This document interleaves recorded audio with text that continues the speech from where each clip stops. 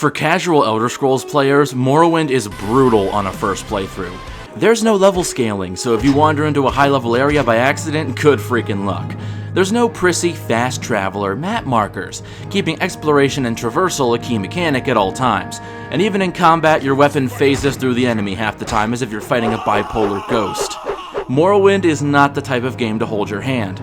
It's the type of game to strap you in and make you love it. By that account, most players would stick to actual weapons designed to, you know, unalive people. Wait, do I still have to say that? Kill people. But I am not most players. I'm Steve. And all I need to stop Dagoth Ur's plan to copy-paste himself into the fabric of reality is my trusty iron pickaxe. That's why today I'm asking the question, can you beat Morrowind with only a pickaxe? Or more specifically, the miner's pick.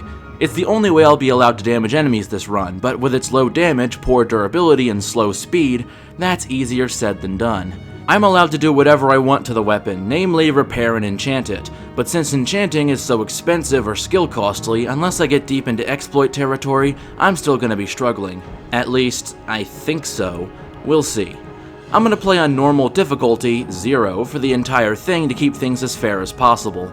As a secondary goal for this challenge, I must mine at least one piece of ore from 3 mines. Finally, I must complete the quest Vasir Didinant Ebony Mine before the end of the run, simply because it's fitting.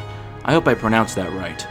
Now, with all that out of the way, let's get started. When Jube asks, What's your name? I simply reply, I'm Steve. He is not amused. For context, I was transferred to Morrowind on a boat by the Emperor, and that has taken such a mental toll on me that I can't even read the tutorial prompts correctly. Also, I don't know if it's just me, but either this lady has really bad voice acting, or she's calling me confused like it's a name. Yes, confused? We're all waiting. Regardless, I take a glance at the luscious vista before me, and the only thoughts coursing through my blocky head are how to best exploit it for resources. I try to make my face and hair look as blocky as possible, although with Morrowind's graphics, I'm already halfway there. The reason I chose a red guard is twofold. One, Steve is black, no matter what Warner Bros. Tries to tell you, and second, they get a power called Adrenaline Rush that lets them fight more effectively for 60 seconds every day. Hopefully that should make up for my poor choice of weapon. Red guards also start out with a bonus to the axe skill as well as poison and disease resistance, so that's a pretty good start already. As for my build, I make a custom class called Miner with Strength and Endurance as favored attributes, and Axe, Armorer, Medium Armor, Enchant, and Restoration as major skills. For my minor skills, I go with Athletics, Security, Mercantile, Speechcraft, and Light Armor. Finally, my star sign. I go with the Ritual Stone, which grants me the power to turn undead and heal myself to practically full once per day. Turning undead is fine per the rules as it does no damage, and Mara's gift is a major lifesaver for tough battles. As I talk to Celis to be officially released, he can't even muster up the courtesy to look me in the eyes.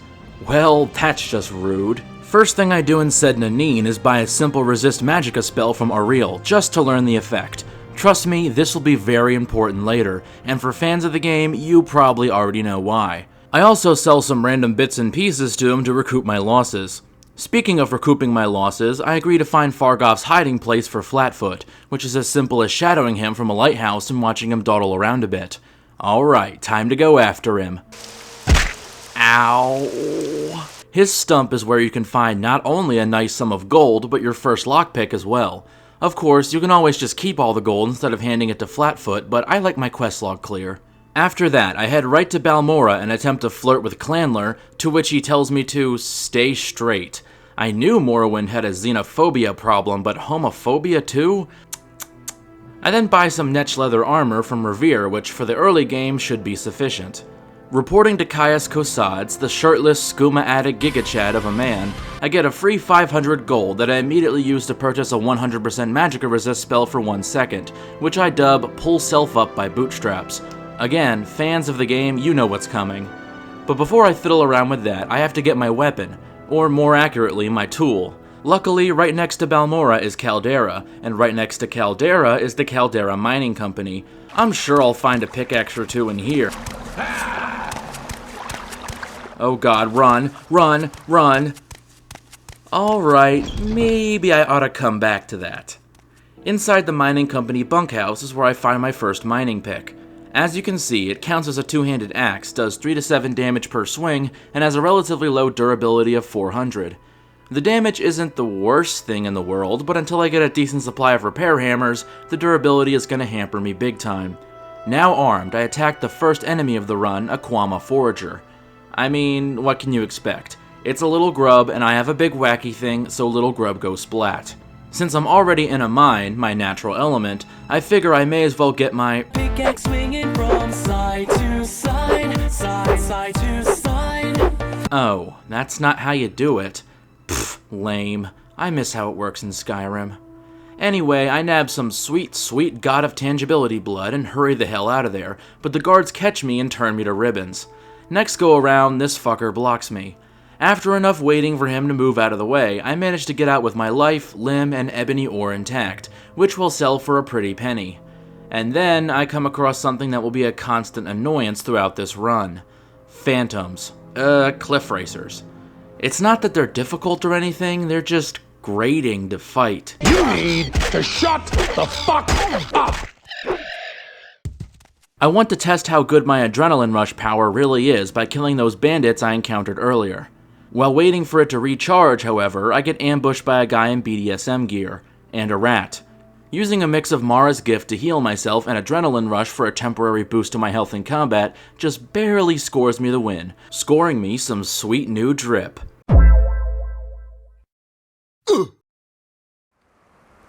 Well, it would if all that adrenaline didn't give me a heart attack. You see, if you increase your maximum health and then go below that value, after the maximum health effect wears off, you just drop dead.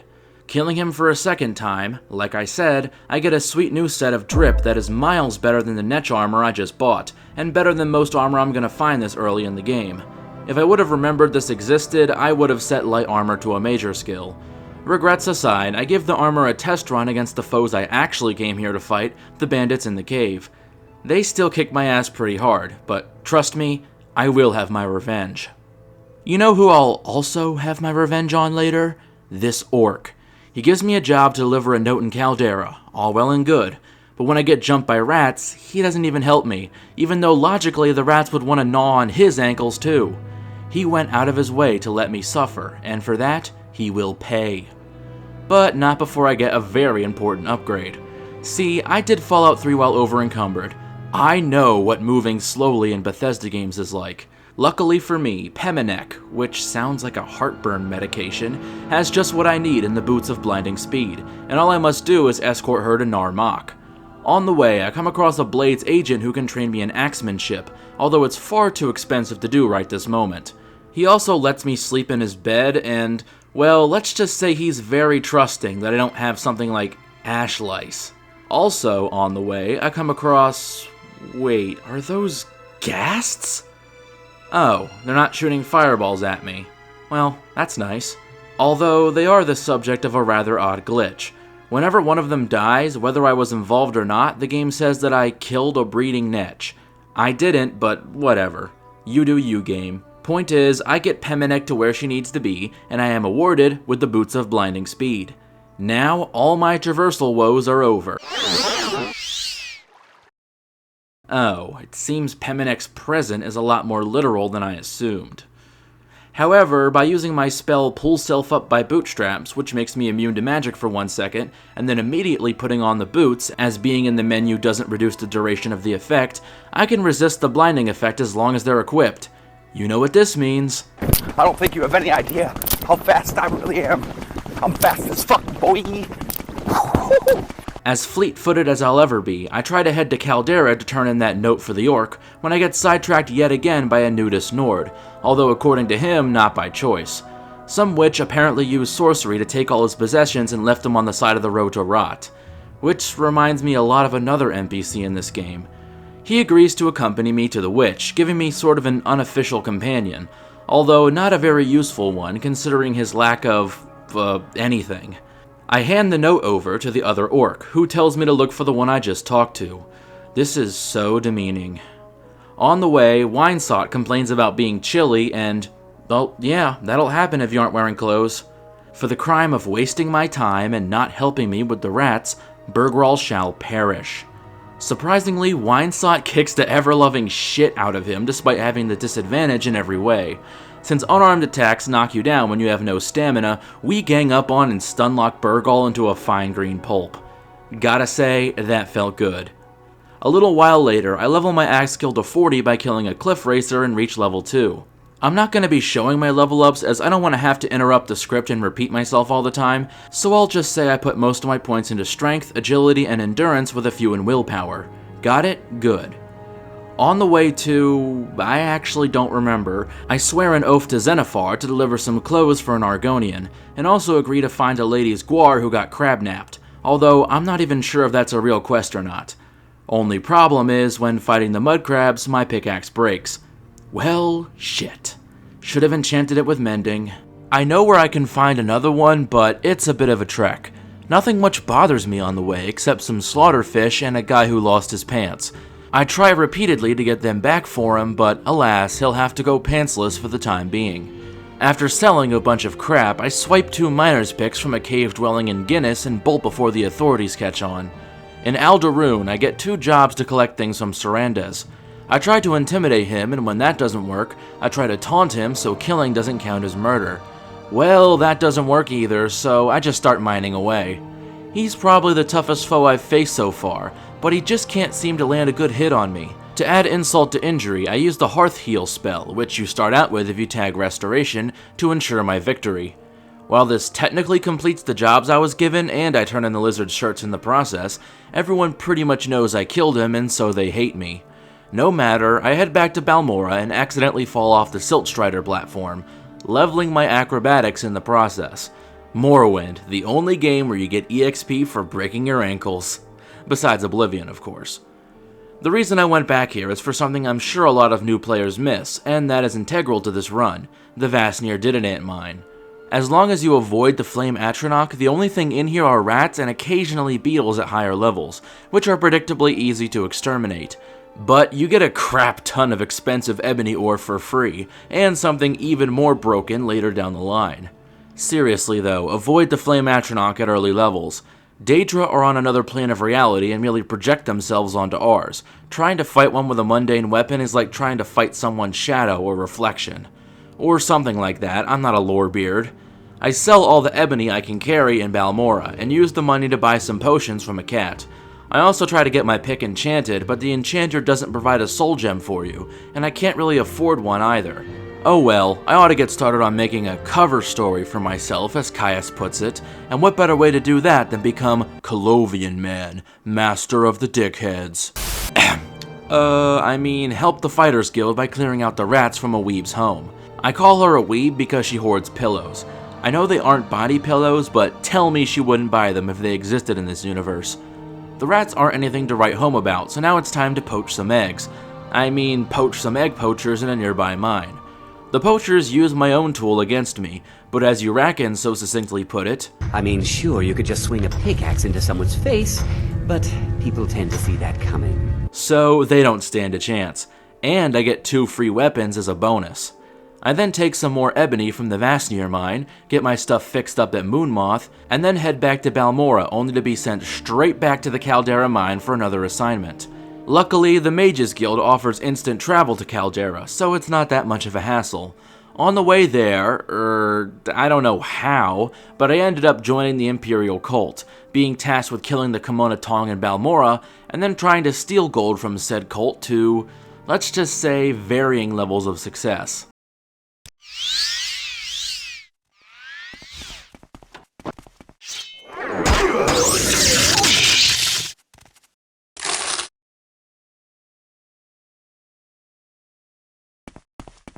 Man, this game knows how to sidetrack me. Oh god damn it, now I'm looking for some chick's jewelry. And now I'm in an ancestral tomb where I find a scroll of mana, yeah, let's try to get back on track. Unfortunately for the Telvanni, they sent the wimpiest Fargoth-looking motherfucker as an agent. I'll see you dead. Since I have the boots of blinding speed, I can dodge most of his arrows, and even if they do hit me, they deal barely any damage. For some reason, the Telvanni agent's partner doesn't fight me until I speak to him after killing his buddy. I guess they didn't like each other very much? No No one can challenge me. Also, remember when I said I'd have my revenge on the cave bandits here? Yeah.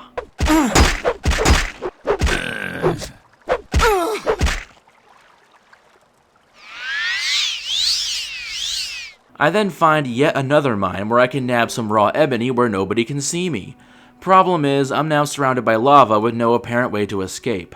I try to jump out, but the lava, beats me up.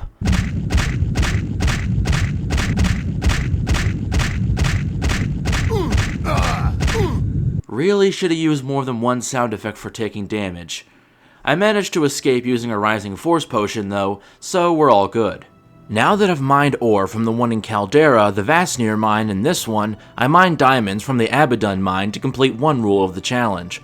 While I sadly can't use them to craft a better pickaxe, they'll still sell for a pretty penny.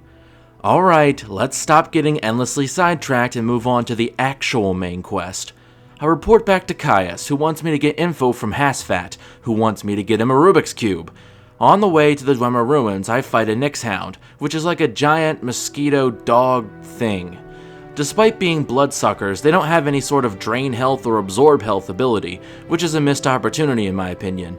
They actually go down rather easily for how horrifying they look. The real tough opponent here is the one and only, the High Hrothgar Frost Troll of Morrowind, Snowy Granius. Due to my high speed, his projectiles can be easily avoided if I'm careful. As for his skeletons, they spawn with random weapons, so they can range from a minor nuisance if they get something like a dagger, to a serious threat to my life if they spawn with something like a warhammer. Luckily, they only last for a few seconds, so I can usually wait them out. It takes a few tries.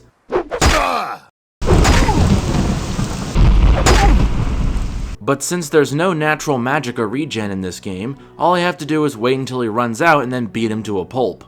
It looks like Snowy Granius got granulated. No. Just no. The ruins themselves don't contain anything of note, just a bunch of stupid bandits who don't have good weapons or armor. Even the head honcho is a simple affair as I can simply outdamage him. The boss has a bunch of potions on him, the Dwemer coins sell for a lot considering their weight, and the Rubik's Cube is just sitting on a shelf for me to take, making this a fairly easy and lucrative adventure. Next up on my to-do list is getting a code book for the Fighters Guild, and I just used the earnings from my last job to bribe the lady into giving it to me. Didn't lose anything in my book. Once Caius gives me my new orders to get some info from an orc, I sleep in his bed only to have an odd dream about a tall figure in a golden mask. No, not that one. Then, some guy called a Dreamer accosts me in the street and tells me that Dagoth is coming. I don't think failing to flirt with him so hard that he tried to murder me helped the situation. To make matters worse, the orc in the Mages Guild won't give me any info until I clear my name of my crimes. I tried just going to jail, but that gives me way too many skill penalties for me to be comfortable with. I then just try paying off my bounty, but for some reason, the guards still murder me in the streets afterward, and the Dreamer shooting magic missiles at me isn't helping. What ends up working is paying off my bounty as fast as humanly possible and running for the hills before I get murked. Now the orc will talk to me, and she wants me to steal a skull from an ancestral tomb, as if that isn't a good way to get haunted for all eternity. The Fighters Guild also has another job for me, but it's all the way in Saran, so I'll hold off on that for now. Instead, I go to Shishimi, or whatever that place is called, to clear it out for the lady who got her jewelry stolen. The first guy I fight has a fire enchantment on his weapon, so while he can make my health slowly tick down, it's nothing Mara's gift can't handle. For the next two bandits, I focus the Nord guy down first with my adrenaline rush, as Nords get extra combat skills and strength. As for the Wood Elf girl, I managed to stagger lock her pretty effectively, and apply pickaxe to face repeatedly until death. A Dark Elf assassin tries to ambush me from above, but once I catch on, she goes down easily due to her light armor and her puny little knife. The last one is a Redguard woman with a spear, and while she can kick my ass pretty effectively, I use Fargoth's Ring of Healing and some healing potions to get back in the fight. While her spear may outrange my pickaxe, that doesn't much matter if I get up in her grill and tank all her attacks anyways, so she goes down like all the others. I make an arrangement with Drozir to give the woman's jewelry back to her and then bring him half of what she owes me, but little does he know he's being duped. First, I use a potion of Rising Force to free both the pen slaves and the mine slaves, right in front of him, to which he shows no reaction. I then, after killing a crap ton of stuff, give the lady's jewelry back to her, witness this spinning netch, give Drozier the money, and then mine his brains out of his little Khajiit skull like they're wet cat food, taking my money back in the process. Don't ever fuck with Steve. Oh god. Oh god, run! Fucking flying! Ah, my eyes! My eyes! Ignore that. In this fort is where I get my stuff repaired and sell everything I don't need, including the unique storm helm I got from that cave, which the vendor immediately equips after our transaction. This game's jank is beautiful sometimes. While searching for the tomb housing the skull that orc lady probably wants to turn into a door wreath, I come across the famed thief, Nels Lalendo. Of course, I don't give him my gold without a fight, but he has a blade enchanted with fire damage. A guy running around screaming and on fire doesn't strike me as the kind of attention a thief would want to attract, but whatever. You do you, guy. I use Mara's gift to tank through the damage and through attrition, put his ass in the dirt and take his ill-gotten wealth for myself. Since my pickaxe isn't able to damage ghosts yet and I don't feel like fighting a bunch of skeletons while they suck out my soul, I just run past everything until I get the skull in question. I do get hit with an undead's curse, but luckily it's just a temporary one that drains endurance, not the one that permanently damages your strength until you cure it. That one still gives me PTSD. Ugh. Now that I'm closer to Saran, I can't show that. I bribe a lady 200 gold, so she gives me 200 gold worth of debt money, resulting in a net zero outcome, and then witness the most boring strippers in existence. I'm listening. There is much to learn. Okay, I'm listening. As soon as I'm done getting info from an orc, I have to kill an orc, and since you get the first strike, she has poor quality weapons and armor, and killing her isn't a crime, yeah, I mine through her like a diamond pick through netherrack. Honestly, the bigger challenge was one of Dagoth Ur's dreamers from before who shoots red crap at me, and then switches to a bow. That's kinda sad for Grabble. With that, I've completed the Fighters Guild quests in Caldera, giving me access to a respawning chest full of healing potions and repair hammers, and Kaya sends me over to Vivek to play detective some more. The thugs harassing Hulela go down easily enough, I successfully lie about Adenir's location to get her on my side, and the book Meira Myro tells me to get is sold at Jobasha's for an extravagant yet affordable price. None of this is much different than it is on a normal playthrough, so forgive me for skimming past it. I also go to Ebonheart to get the Dark Brotherhood assassins off my ass, which can be done by simply talking to Essien Rain about the matter. After reporting back to Caius, he tells me to do some more freelance work before he gives me my next assignment, and so I take him at his word for this. The freelance work in question is murdering an entire guild of thieves in Balmora, which, as you can imagine, isn't easy. Here's the whole fight sped up for your viewing pleasure.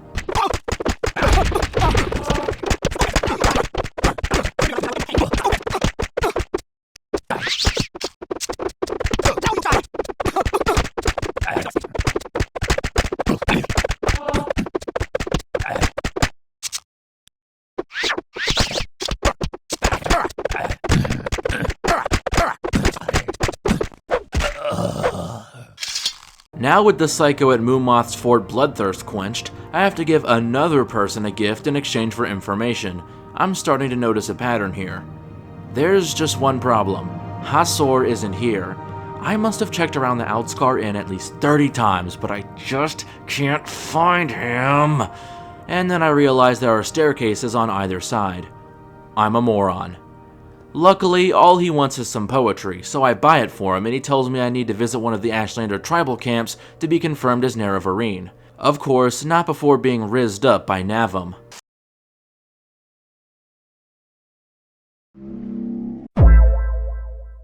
Dude, personal space. I also buy 3 spells, Cure Disease, which I never remember to use as I have more than enough Cure Disease potions throughout this run, Almcivi Intervention, again, which I never use, and Absorb Health, which will come in very handy later on. On the way to the camp, I wanted to see how I'd fare against a Netch, and the answer is surprisingly well. I guess my pickaxe popped him like a balloon, but I still expected more considering how much damage they can do in Skyrim. I'm also accosted by an Ash Slave, but well, missed me. Missed me again. And again. And again. And again. Okay, now you die. Yeah, just like Snowy Granius, you can just wait until they run out of magic juice and then smack the shit out of them. After a little bribe, one of the tribesmen tells me to talk to Zabamund, and so I win his favor by threatening to kill him. Hey, if it works, it works. I now have to become a clan friend by retrieving a special bow from their burial caverns, their dead ancestors there to challenge my resolve. The skeletons are quite durable and use shields, but due to their lightweight nature, they stagger a lot when damaged, so they aren't too bad overall. Makes sense that a pickaxe would cleave through bone, it's designed to break apart hard materials. After some hardcore parkour... Aw, dang it! Aw, dang it! Aw, dang it! Aw, dang it! Success! A skeleton with a bow of paralysis makes me eat those words. As soon as you load into the area, he begins firing at you, and if he catches you with a paralysis arrow, you might as well just load a save. He can fire faster than it takes for the effect to wear off, and I don't have any paralysis cures on me, so I just have to get stun locked to death. Let's be honest, even for 2002, this is some shitty game design. Luckily, next time I load into the area, he has a sword instead, so I get my well-earned revenge. There is a bigger problem than a stun-locking skeleton though, the ghost I have to slay for this quest. See, you can only harm ghosts with weapons that are enchanted or above a certain tier. My pick is neither, so I'm gonna have to remedy that somehow. I know a way to do that, but it involves infiltrating a Daedric shrine infested with lunatic cultists, so not very good for my health. Apparently, there's a filled greater soul gem here, but after getting wrecked a few times, I couldn't find it for the life of me. Then I find out that you have to climb up the ruin, jump down to escape a harpy, enter the main part of the ruin from the top, and then jump down again onto a random pillar containing the soul gem. I have zero clue how anyone was supposed to find this without a guide. Well, with the gem acquired, I pay an exorbitant fee of 2,131 drakes just to give my pick a measly 5 points of absorb health. I dub this tool the Netherite Pickaxe, as it is by far the most powerful weapon in my arsenal. With it, the ghost who gave me so much trouble before is a joke, as I just heal any damage he manages to do to me while draining his health in the process. Plus, it's not just the absorb health that's doing damage. If your weapon's enchanted, the physical aspect also counts.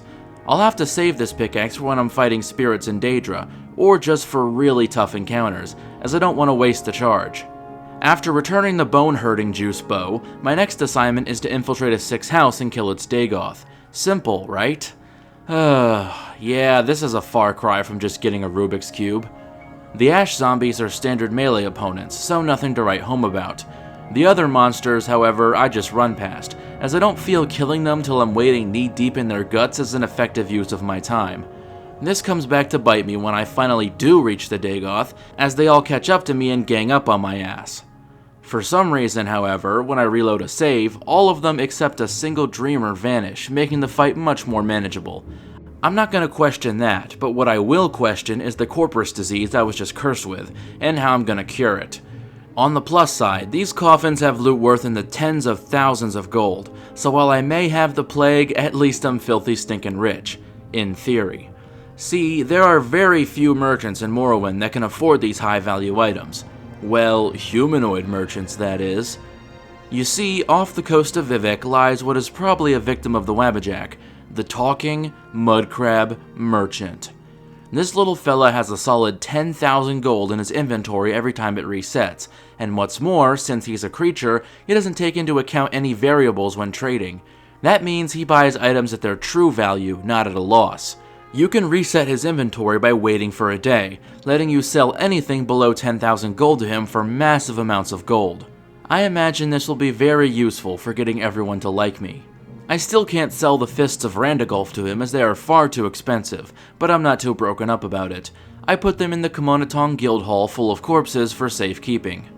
Now, there is another merchant I can sell to who buys items at their true value, but, well, let's just say we're natural enemies.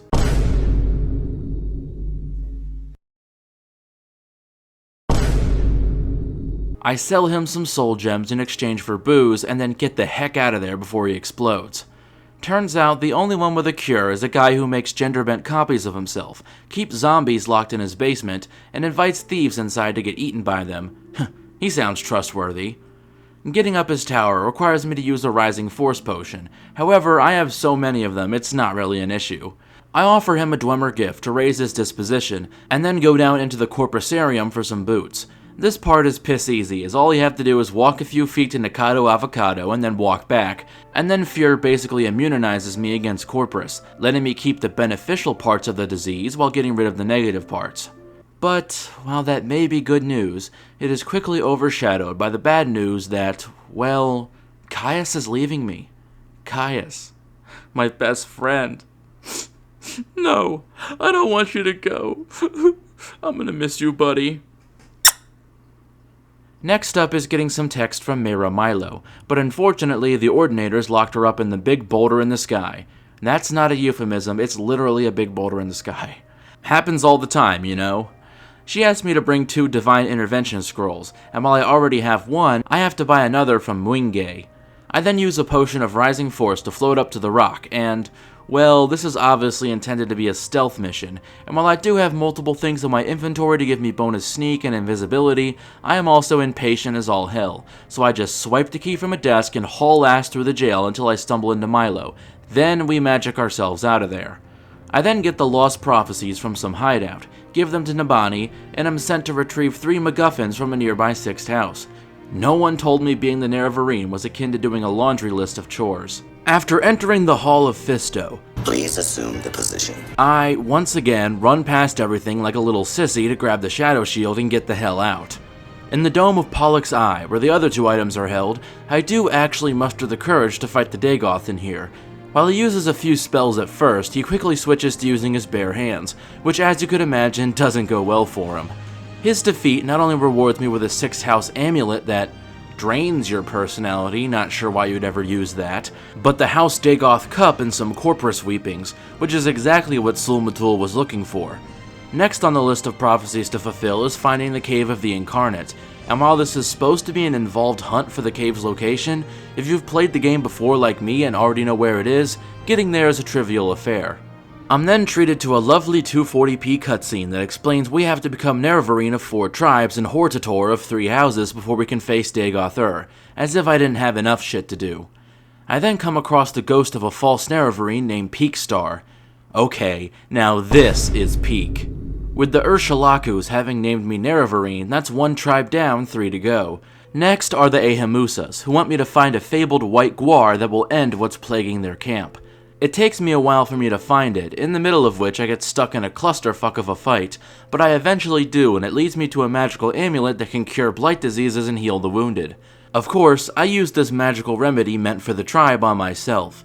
It seems the guar needs it more than me, though, as it is ruthlessly attacked by an elite to no foreseeable end. Poor bastard.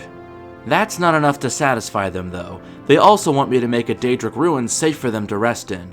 Entering the place, I am accosted by an orc in light armor with a paralysis blade, and a Dunmer in bone mold armor with a fire blade. I'm able to tank the damage while paralyzed until the orc's blade runs out of charge, at which point she becomes easy pickings due to her light armor. The Dunmer can stack damage over time on me and is much tankier, so I'll leave him be for now. Truth be told, I don't even have to fight most of the enemies here, as the Ordinators raiding the place do more than an adequate job. Plus, they don't even know I'm the Nerevarine yet, so while they do little more than merely tolerate my presence, they at least don't attack me on sight. After resting up, I use Adrenaline Rush to lock the tanky Dunmer into a War of Attrition, a war which I win thanks to going through a door, using Mara's gift and safety, and coming back in to finish the job. If only Sheogorath hadn't melted his mind, he would have just opened the door and stabbed me. Oddly enough, this Ordinator doesn't seem too keen on fighting this Dremora, even when I try to lure his projectiles into aggravating him. The Dremora's Warhammer does an absurd amount of damage to me, so I only just barely win by, again, using Mara's Grace, as I had the foresight to wait 24 hours after killing the Dunmer.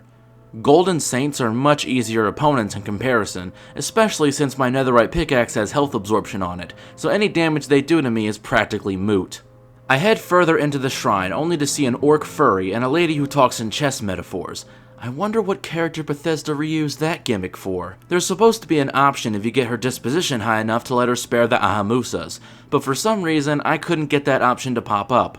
So I go for the much more physically stimulating and simple option of plucking her ribs out of her chest with my pickaxe. While she has some innate magical powers, my decent willpower stat and Adrenaline Rush's numbing effect makes them mostly moot, and she lacks on the defense front as well.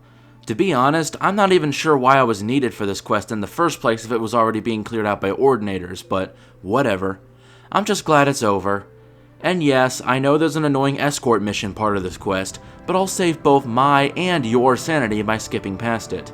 The lady you have to escort knows water walking, so there's not much that can threaten her except her horrendous pathfinding. Next tribe I have to prove myself to are the Zainabs.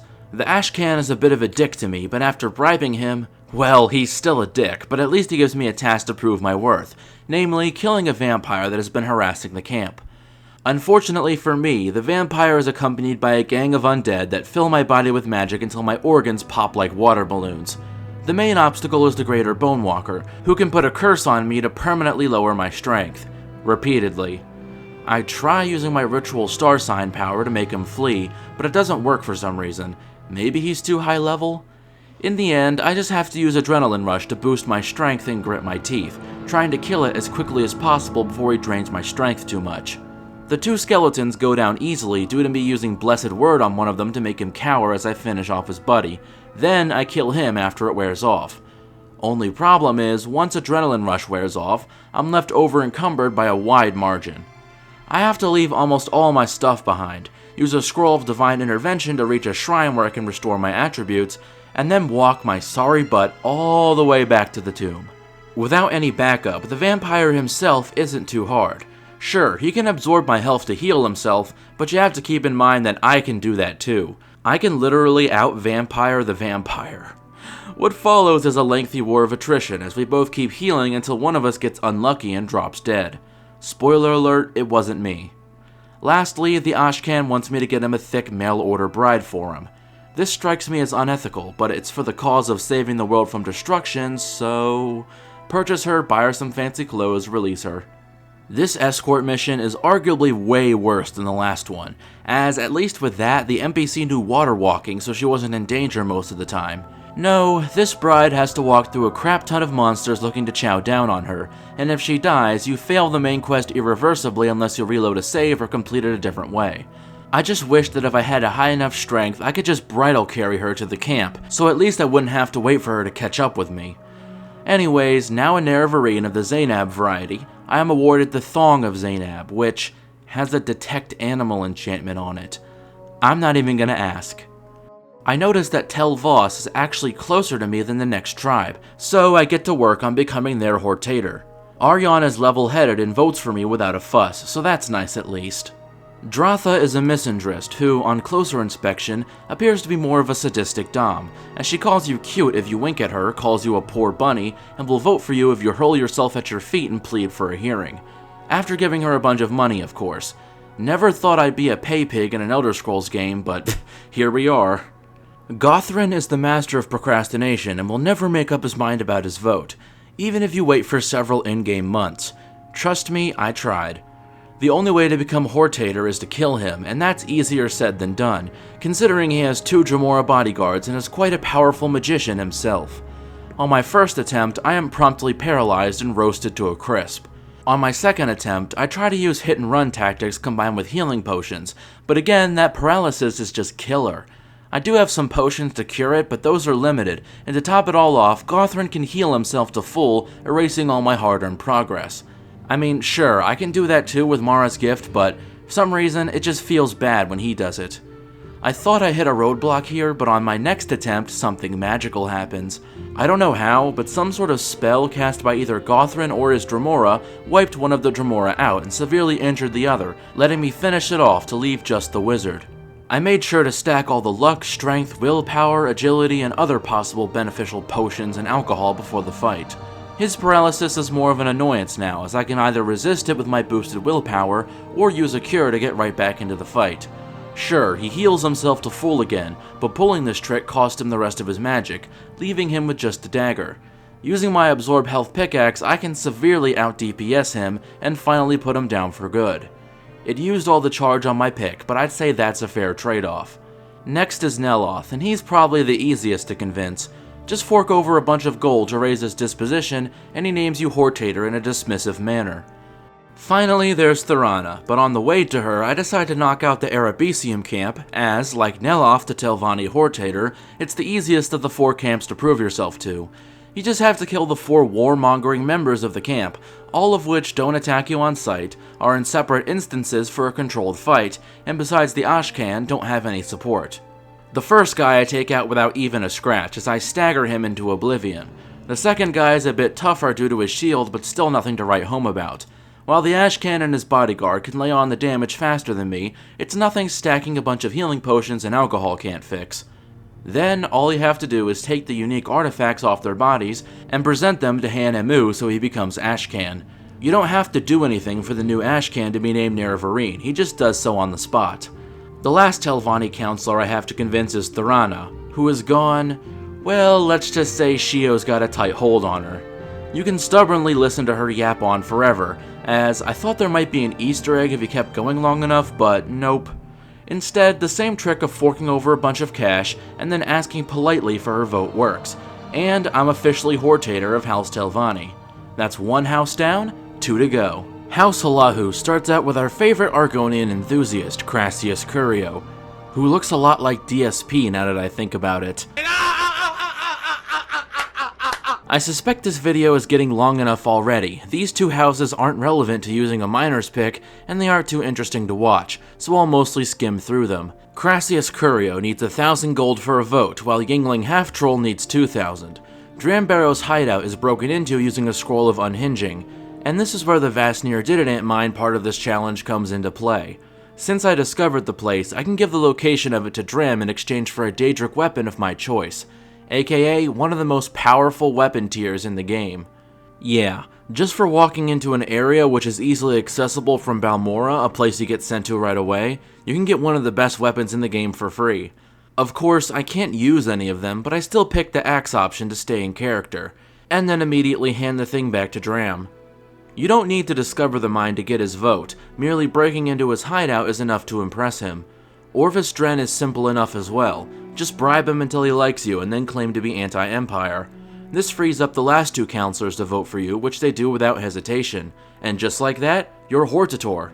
Unlike Aren, who you just have to talk to, or Crassius, who you just have to pay or kiss if you're a female character, Athen has a full-blown quest for you to do to get him on your side, rescuing his son from Venom Manor. The door containing him is hidden behind a tapestry, but since I already know this, I use an unhinging scroll to let him free. To which the guards kill him, failing the main quest for me. Reloading a save, and I use both a potion of silence to make my footsteps silent, and a scroll of invisibility to remain unseen. Well, mostly unseen. There is no escape! Make it quick, Outlander. Luckily, I managed to keep Varver close enough so that when I leave, he follows me, letting me return him to his father and get his vote for Hortator. The rest of the counselors you just have to talk to for a vote, the only one worth bringing up being Minor Erebar, simply because, haha, Minecraft reference. Seriously though, I respect this guy's grind set, one miner to another. After and only after you get a vote from all the other counselors will Bolvin Venom agree to fight you to the death, and he's no joke. He wears an almost full set of ebony armor and wields a Daedric Daikatana, which is some of the best equipment in the game.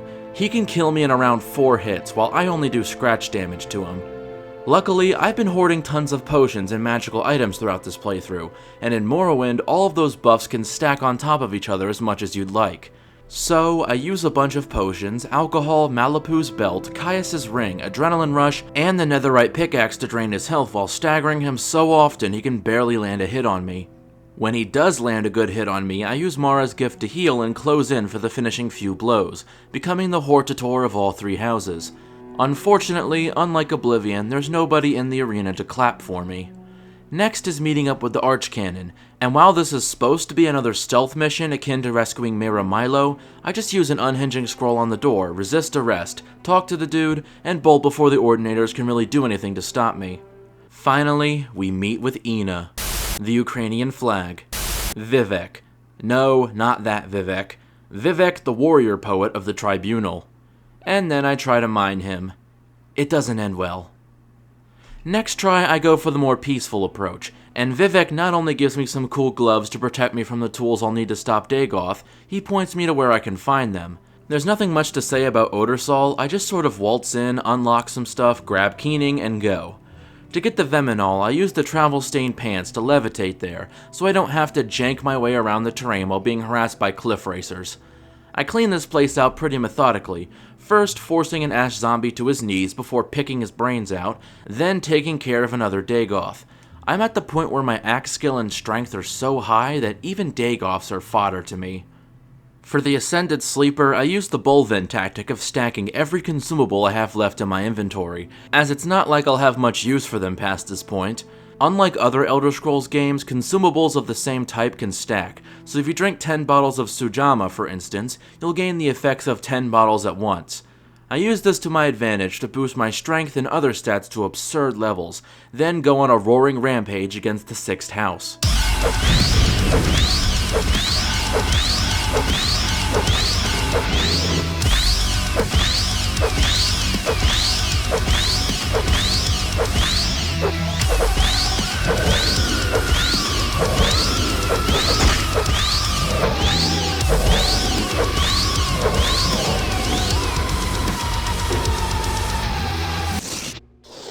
With both the hammer and chisel in my possession, I float on over to Dagoth Ur's hideout and run through it so fast that his dialogue overlaps with itself. Friend or traitor, come. Come and look upon the Come to the heart of Kulakan. I wait for you there, where we last met countless ages ago. The fight against the fake Dagoth Ur isn't too bad, as I can easily dodge his fireballs, and while his melee attacks hurt quite a bit, my health-absorbing pickaxe makes that a moot point. Dagoth Ur then reveals, to the shock of nobody, that the underwhelming fight wasn't really him. He says, "Lay down your weapons. It is not too late for my mercy."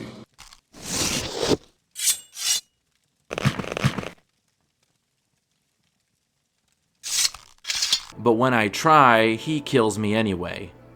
Lying bastard. Well, if he's gonna cheat, so am I, so I use a Rising Force potion to levitate over to the heart of Lorkhan and begin to do surgery on it.